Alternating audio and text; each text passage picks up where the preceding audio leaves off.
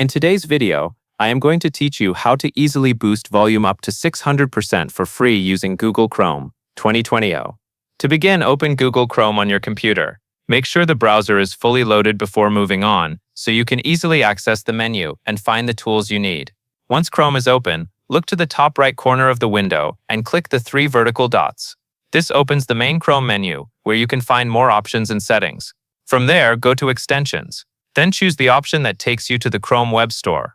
When you are in the Chrome Web Store, make sure you are looking in the Extensions section. This is important because the store also includes other Chrome-related items, and you want to search only for browser extensions. In the search bar, type Volume. Take a moment to look through the results and choose the volume extension you want to use. When you find one that fits your needs, click Add to Chrome. Chrome may show a confirmation pop-up asking if you want to install the extension. If that appears, review the prompt and continue with the installation. After the extension is added, it will usually appear near the top right area of Chrome, close to the address bar.